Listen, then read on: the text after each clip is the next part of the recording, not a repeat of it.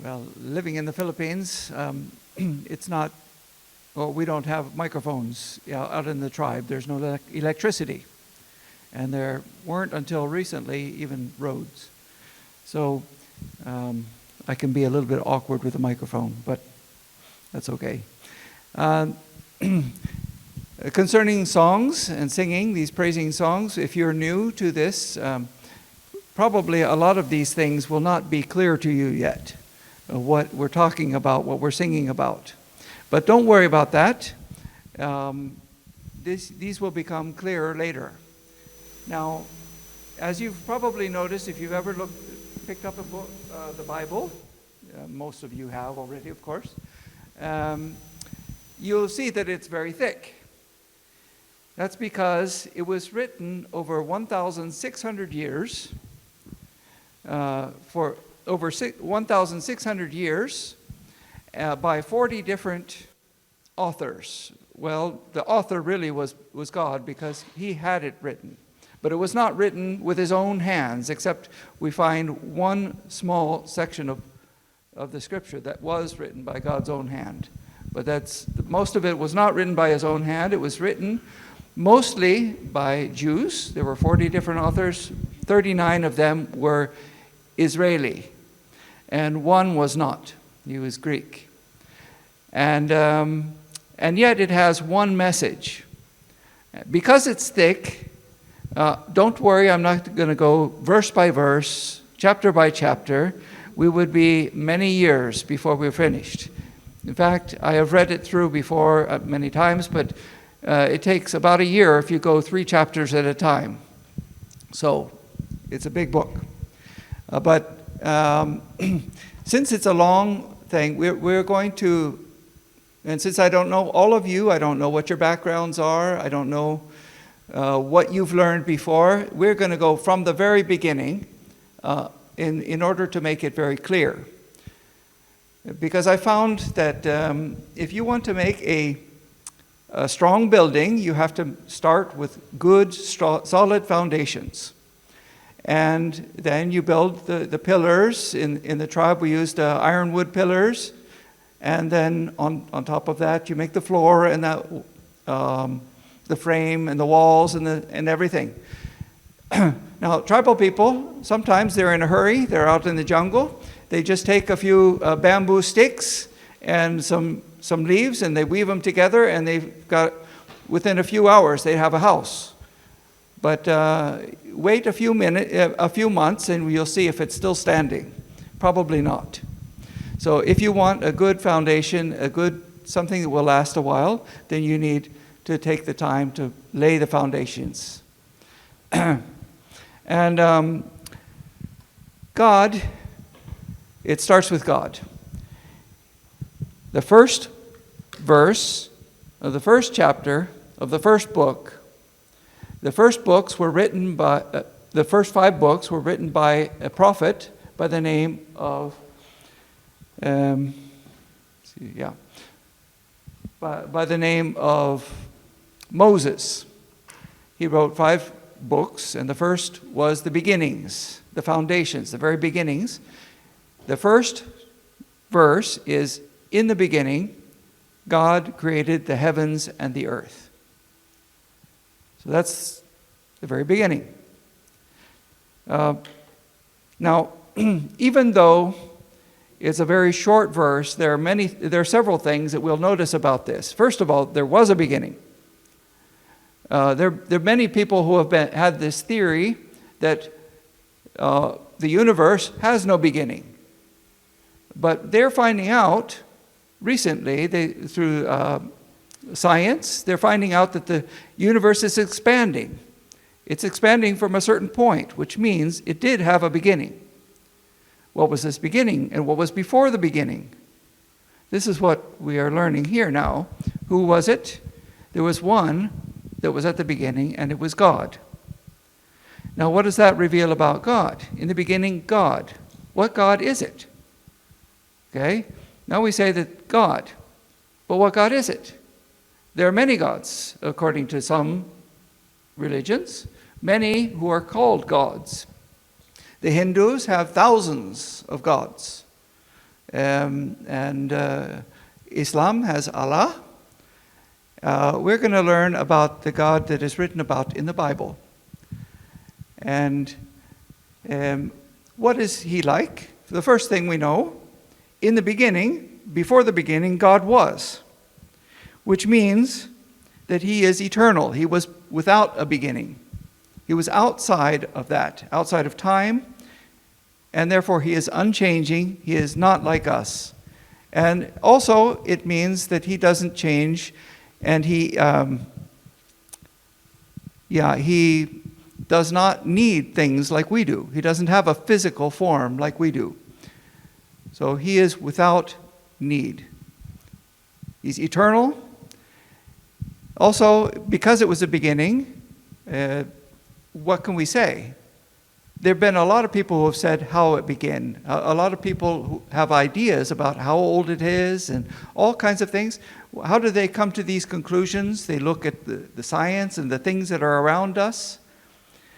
And so they come to conclusions. They postulate if it's happening at this rate now, then if we continue to think it continue to happen at that same rate, then therefore it must be this old, or these kinds of things must have happened. But the only person who can say for sure what happened is someone who was there. Now, I'll tell you a little bit of a story. Well, first of all, many of you have played this game of pass the secret sort of thing, huh? You whisper into the ear of one person a little, I don't know what it is, a little story or a little something. And then that person whispers into the next person. And if you have a lot of people, you listen to what comes around back to you. They whisper it back into your ear. And you'll find that many things have changed already during that little time, right? But if you have someone who was there and has it written, then you can be sure of what happened. Now, there was a tribal person out in our village, and there was another village. It was about an hour to walk away, and we heard the news that someone had fallen out of a tree and died. Someone comes walking up to us, comes onto our porch, and they say, "Did you hear the news?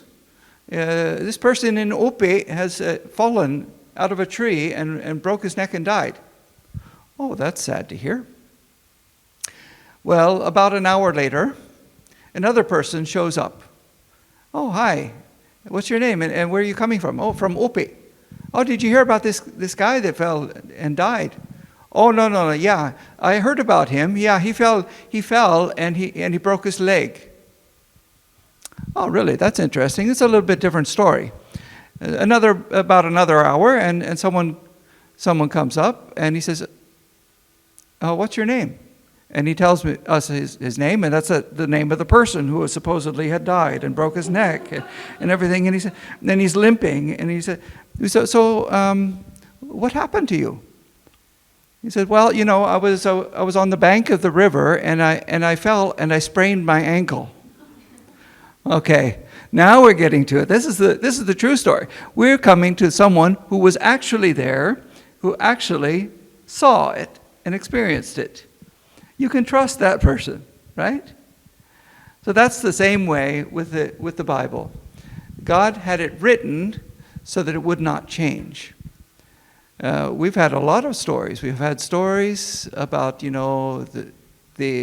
a boat in a huge flood, and you would be surprised at how many varieties that there are of this same event.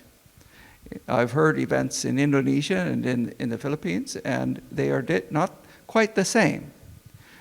But it's talking about the same event. So over time, of course, people forget things, people add things, or subtract things. But the only way you can know for sure is if you speak to an eyewitness, someone who has recorded these things. Many scientists, they date rocks and they date this and that, and they have all kinds of theories of what might have happened and how long ago it might have happened. But since they don't have any reliable witnesses from that period, we cannot be totally sure that it's true. But No, we do have it. So this is a long process, and the reason that I'm doing it from the very beginning and slowly is to to concentrate or to focus on the message of the Bible. What is it about? And hopefully, by doing this, it will become more and more clear to you. So maybe you are already a Christian, and you already know the Bible, but you've heard many different stories, but you're not quite sure how they fit together. I've heard some people, and they get kind of confused. Maybe, Abraham and Moses lived at the same time, or they're not sure who was first and who was later. But slowly, if we go through this, we can see a timeline of what came first and what came later. Now today, it's only one verse in one chapter. Don't worry, next week is not the next verse, but it'll be one chapter. And then later, sometimes we'll speed up and we'll tell a story that covers several chapters. And there will even be some books that we kind of skip over because it becomes too long. So that is a, oh, sorry, what happened there? Oops. I don't know what happened there. The next one was, to be also, this is not in the first chapter that you find it, but this is chronologically around the same time. In the beginning, God created the heavens and the earth. There was also another realm that was created, a little bit more complex to find the answers to what happened there, not quite as clear. But this is a realm, the spirit beings, the angels. And so we're going to learn something about that too soon, because they're kind of important to some of the first chapters in Genesis. So that's about all for now. This is just a bit an introduction. And so what are the things that we have learned, first of all, from just one verse? First of all, God. He was there in the beginning.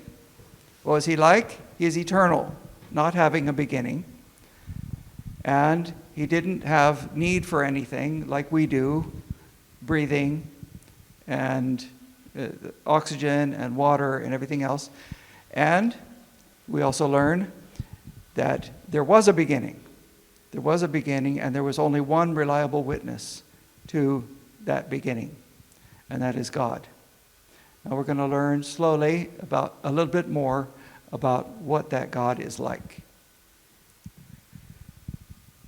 Thank you. That's it for today.